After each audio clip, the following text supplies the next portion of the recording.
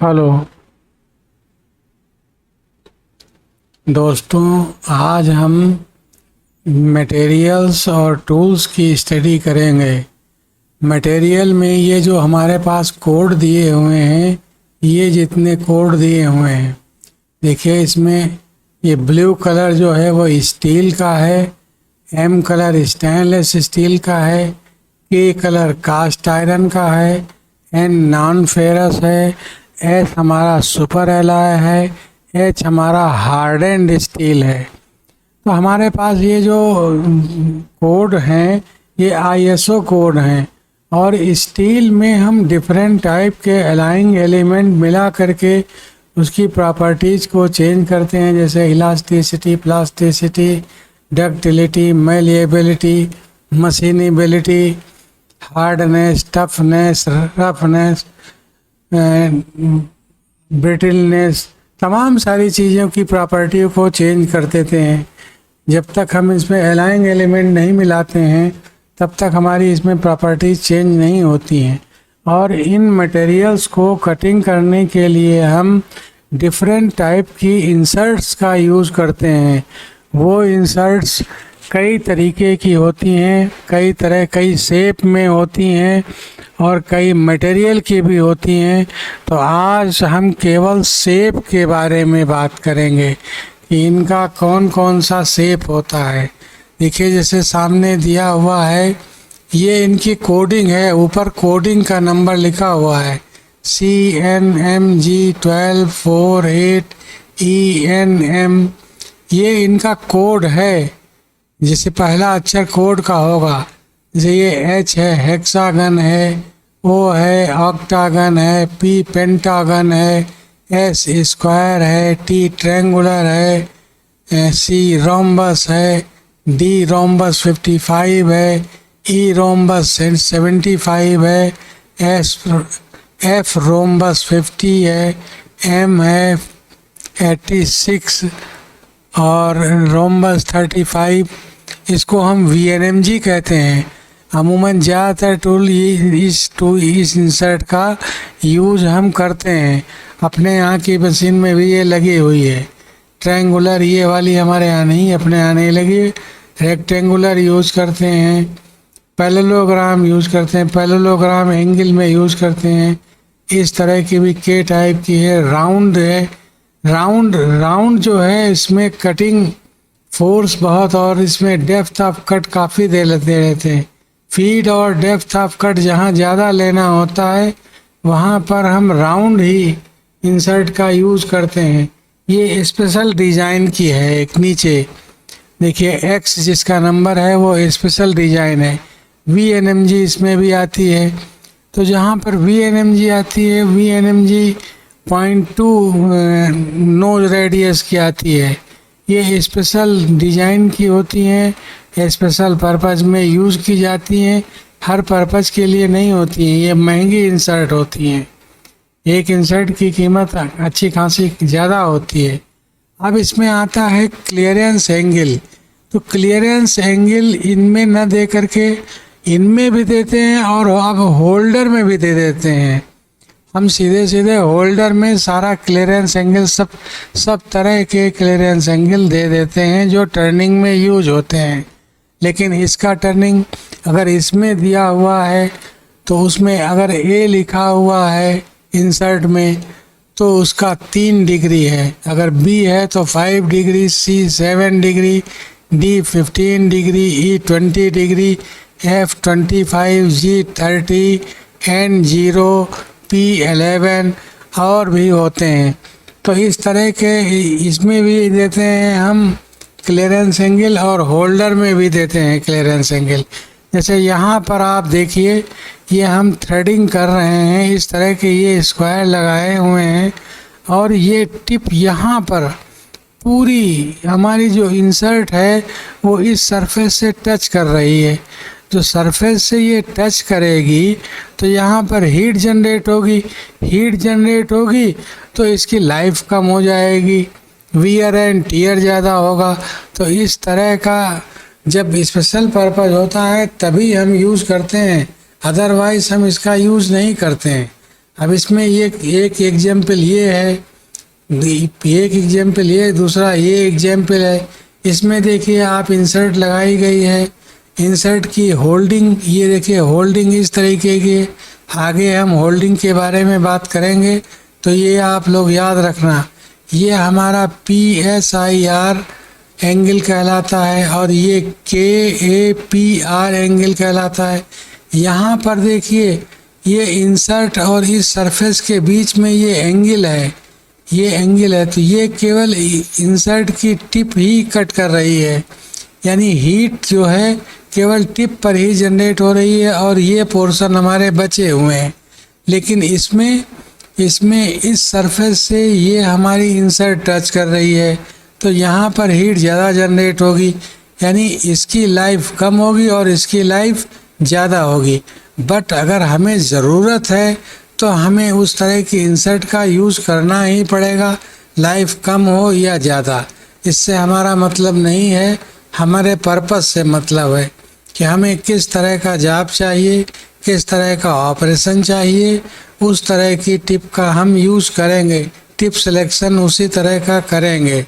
Tip selection special रूप से पूरा डिज़ाइनिंग किया हुआ होता है कि किस तरह का जॉब बनेगा। ये अपने में एक अलग सब्जेक्ट ही है कि टिप डिजाइनिंग करने का। टिप डिज़ाइन जब तक काफ़ी पढ़ नहीं लेंगे तब तक टिप डिजाइनिंग नहीं कर पाएंगे। अब यहाँ पर आ जाता है टर्निंग इंसर्ट नोज रेडियस। इसमें जो इंसर्ट्स होती हैं, अभी हमने जो इंसर्ट आपको बताई है, उनमें नोज रेडियस यानी जो कटिंग एज होगा, कटिंग एज एकदम बिल्कुल शार्प नहीं होता है, जीरो नहीं होता है, वहाँ पर कुछ न कुछ रेडियस दिया जाता है। रेडियस देने से टिप की स्ट्रेंथ बढ़ जाती है। अगर रेडियस नहीं होगा तो टिप तुरंत टूट जाएगी, हमारा टूल वो वीक हो जाएगा, वो स्पेशल पर्पस टूल में आता है। तो यहाँ पर देखिए ये रेडियस ज़्यादा है, फिर ये रेडियस कम है, फिर उससे रेडियस कम है, इसको हम VNMG कहेंगे, इसको हम TNMG कहेंगे, इसको हम DNMG कहेंगे। अगर ये 0.8 है, 0.4 है, 0.2 है, उस स्थिति में हम कहेंगे। अब इसके लिए है high feed rate, large depth of cut, strong edge security, increase radial force. इस तरह का कार्य अगर हम काम करना हो तो हम इस तरह की इंसर्ट को चूज करेंगे।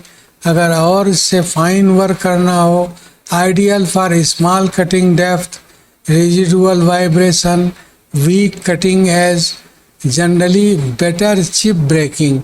जहाँ पर चिप ब्रेकिंग बढ़िया करना लेनी होती है वहाँ पर हम इस तरह का करते हैं, सरफेस फिनिश बढ़िया आएगी। अब यहाँ पर आप देखिए depth of cut and cutting force. Cutting force और डेप्थ ऑफ कट ये दोनों आपस में को रिलेटेड हैं। कटिंग फोर्स देखिए यहाँ पर ये दो पूरा का पूरा इसका जो ये रेडियस है ये इससे टच है, तो यहाँ पर कटिंग फोर्स ज़्यादा लगेगा, मशीन को ज़्यादा फोर्स लगाना पड़ेगा इसको कट करने के लिए, क्योंकि ये पूरा रेडियस यहाँ पर है। यहाँ पर कुछ कम है तो यहाँ कुछ कम लगेगा। यहाँ पर देखिए ये पूरा का बाहर आ गया आधा, तो यहाँ पर और कम आ गया। इस तरह से भी होता है कि हम कटिंग फोर्स को कम ज़्यादा करने के लिए अलग अलग तरह के ऑपरेशंस में, अब इसमें डीप कटिंग है, इसमें उससे कम डीप कटिंग है, इसमें उससे भी कम डीप कटिंग है, तो ये हमारे ये डीप कटिंग के लिए इस तरह होते हैं। यहाँ पर हम देखिए वर्किंग प्लेन की बात करेंगे।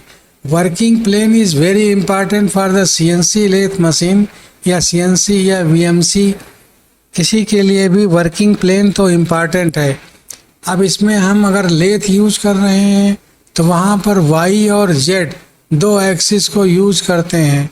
अगर हम इसमें लेथ यूज़ कर रहे हैं तो यहाँ पर देखिए यहाँ पर G19 दिया हुआ है और यहाँ पर G18 दिया हुआ है, तो लेथ में हम G18 को यूज़ करेंगे।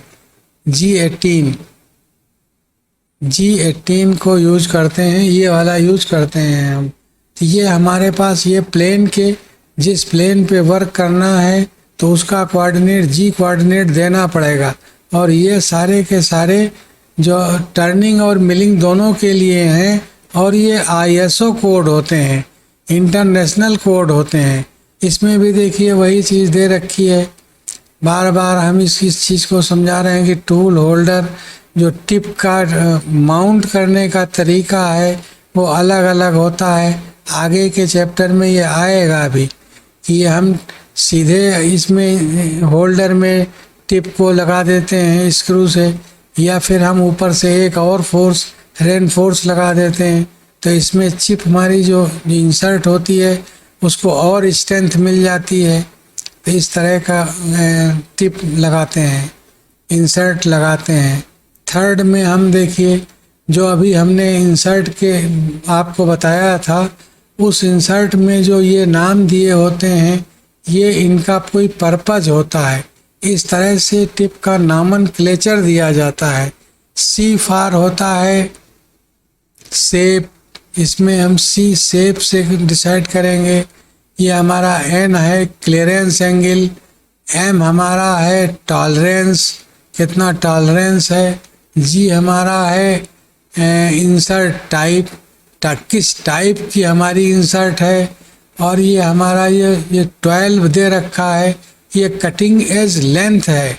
कटिंग एज लेंथ 12 की भी होती है और 11 की भी होती है, 16 की भी शायद आती है। ये हमारा एंगल दे रखा है, नोज रेडियस दे रखा है 0.4 का, ये थिकनेस है इसकी, ये thickness not row nose radius, ये थिकनेस है। ये हमारा 0.8 ये नोज रेडियस है। ये हमारा चिप ब्रेकर है, चिप ब्रेकर ज्योमेट्री।